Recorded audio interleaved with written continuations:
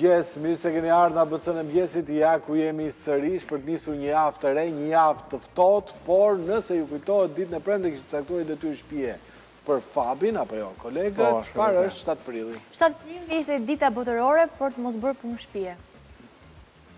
Po. Prandaj i leti fare këtë fundjavë? Apo ato plerat poshtë tapetit? Poshtë tapetit s'ka shans. Është ditë botërore sot. Po, ditë botërore. Po kështu në historinë e kombit kemi një... Nuk e kam bërë detyra. Shiko, histori para vitit 2000. Se këta fillojnë historinë nga viti 2000 e këtej. Më thoni ju çfarë është 7 prilli? Në 7 prill, Meloni, faktikisht ka ndodhur nga data 4-5 prill, i ka dërguar Mussolini një pakt zogut për shumë koncesione dhe shumë. Zogu tha jo, tha s'bëhet, nuk e firmos. Dhe në 7 në mëngjes, rreth 160.000 trupa italiane, me anije, me qëra kështu erdhën. Ishte mujo Ulcinago, që me thënë të drejtën ka qenë oficer i zogut. Oficer i zogut, tha këta tha nuk kalojnë këta. Dhe i mbajti mujo. I mbajti ca kohë.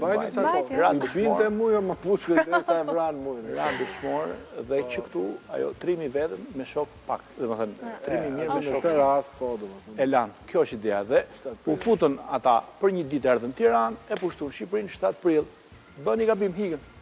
Këtu në fikën derën, se bën Tiranën, bën Durrësin, bën Sarandën, bën shumë. Megjithatë sa ikën ata, fillimisht aty në Sarandë, quhej një Porta Eva. Po. E thanë ata limani. Sa ikën italianët. Direkt. Nëse i thamë gjitha këto, do të thjesht për të... Faleminderit shumë. Do ta marrëm për 7 prill. Është shumë interesante e me difrashuri. Po, ka qenë një lloj amaneti. Mussolinit, Mussolini ka thënë, ky nuk është çështja tha që ju jeni shumë të fuqishëm, keni gjitha armatimet e tjera, por na fyeni rënd.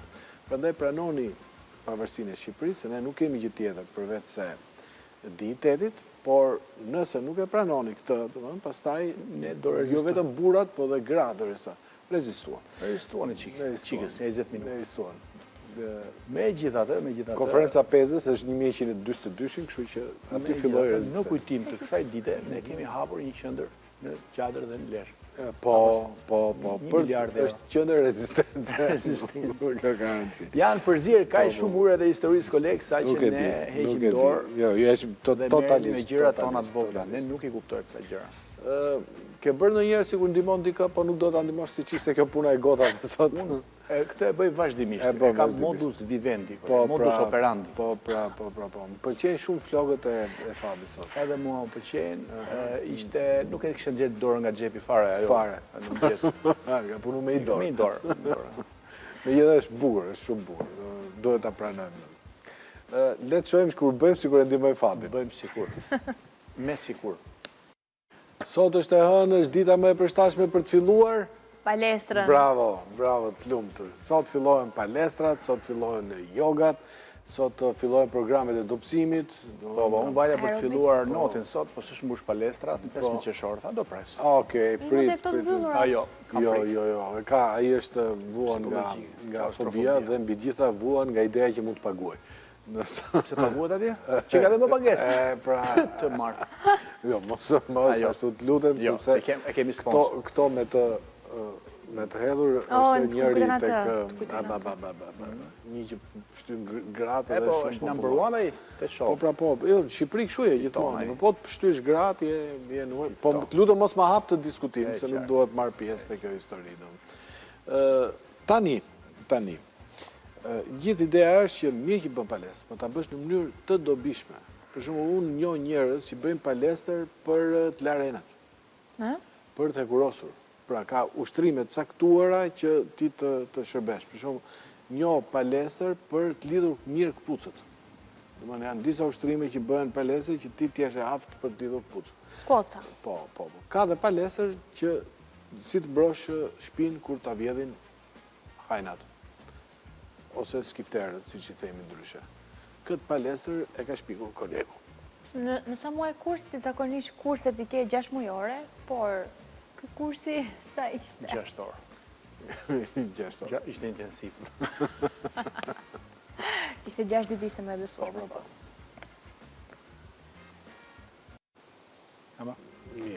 Mire? Është mirë. Tani, gjithë ideja është që kur thonë në linjat e ndryshme, dhe në përgjithësi këto linjat e afërta janë plotë, janë super plotë. Shqiptarët ka një gjë, kur kthehen në Shqipëri, duar trokase. Nuk e kam kuptuar kur të drejtën. Është një film, në fakt, që është një film viteve 80, ku ata e rëmbejnë ata avioni me zore ullin e ku e di unë se çfarë, dhe aty duar trokase. Concorde 79. Po pra, me aty duar trokase. Është film, nuk është e vërtet. Koleg, në vitet 90, kur kemi fluturuar në ato kohë, duar trokite ishte, po mos duar trokise të gjuani nga mbrapa, do më thënë ishte detyrueshme. Ashtu, Po, tani ke ralluar dhe... Nuk është ralluar, kemi vetëm ne. Jo, nuk e kemi vetëm ne. Ku? Nuk e kemi vetëm. Vetëm ne kemi. Jo me shumicë shqiptarë, unë kam dëgjuar duar trokite. Ashtu, Po, supozohet që piloti në ulje ka bërë një vepër arti. Fakti që na solli gjallë. Ama. Po tani është detyra e tyre, mos vallte pasaj gjë ose bestim te kapiteni. Ose si duar trokitet në një operë, ti e di koleg pse duar trokitet në një operë? Se shqyqyr që mbarohet, ti ikim shtëpi, duar trokasim, edhe kjo shqyqyr që mbarohet, ti ikim si ka mundësi më, si ka mundësi. Unë kam shumë qejf. Duar trokite, për shembull bëri përshtypje dje mua. Në avion. Duar trokiten ata. Po. U çun gjithë në këmbë. Po pra, pastaj bërtisë ulu. Standing ovation.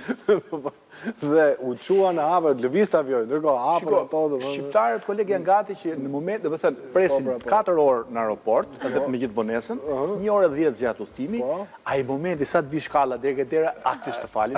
Po, ama ne jemi gati që të hidhemi, mjafton të ikim, domethënë. Ama duar trokas. Po.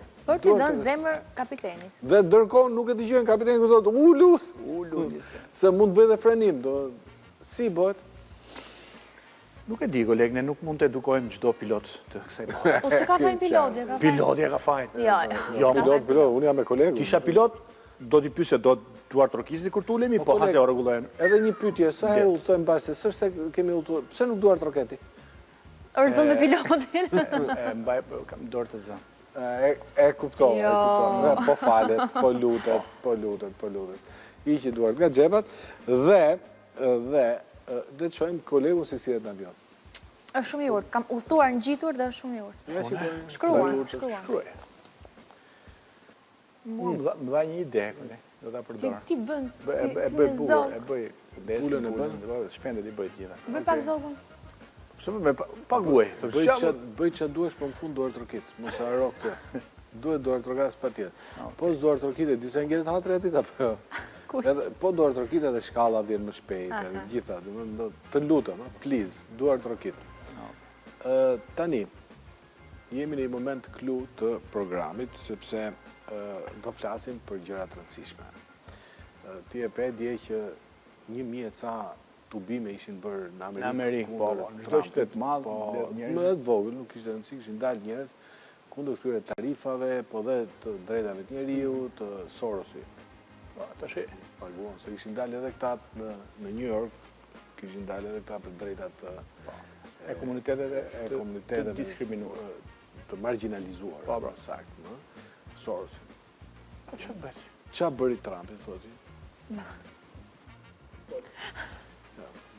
Folin telefon me pilaf kishte bërë. Folin telefon me Altin Goxhën. Ç'bën Sorosi ande nga ju? E pyeti, do. Por, është bërë liste gjatë, gati 50 vende kërkojnë negociata të Trumpit për çështjen e tarifave. Trumpi tha do t'i shohim dhe tek për tek. Nëse na ofrojnë një gjë të mrekullueshme, spektakolare. Me rastin e përkujtimit ditës pushtimit të Shqipërisë nga Italia fashiste, Meloni shkon për të folur me Trumpin. Koleg, 700 italianë janë vrarë ditë, mos e merr më shaka. Ku? Po, ditën e parë të sulmit. Po, si shifër. Rezistenca, vazhdon lexon këtë librin e të pashuar ti. Ç'a të bëj? 700 italianë. Me gjas nuk e vrarë gjithë kohës. Nëse nuk është, janë vrarë gjatë 97-s. Janë vrarë, ndoshta e ka vrarë Kuca, e kuptim. Por gjithsesi të Ky shkreti është spaguna si tarifë, se s'ka lëviz asnjë gjë. Megjithatë ekonomistët, kolegë, janë çmendur fare, edhe ata që janë mediokër, imagjino ata që janë koka.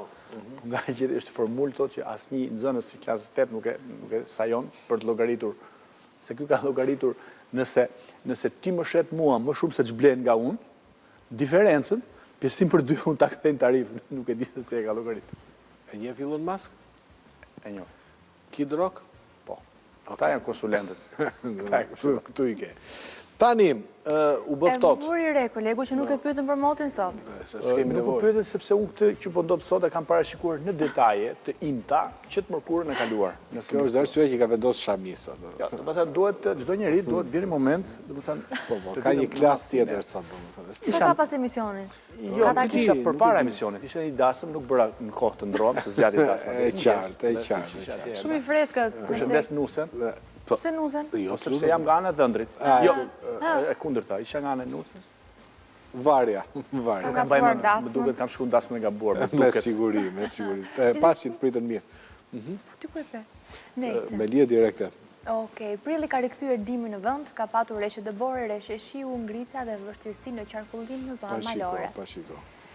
Kështu që do informohemi sot mos më shikome me dyshje, se është moti saktë. Ore, di sa borg ishte rënë në Korçë po edhe në Burrel ishte rënë bordi. Në Bruksel pas ka rënë. Koleg dhe kolege, përdoj që ftoni, domethënë unë jam kaq ekspert në mua. Koleg, do kesh dhe ti momentin tënd të lëvizjes kur. Po. Më ke lexuar mendjen. Po. Dhe sot do kemi një parashikim me Anira Gjoni, meteorologe nga Igeo.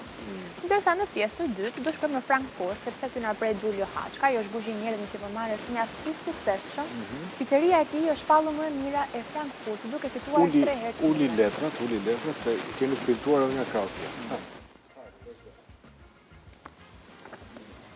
Agenda ime është brapa.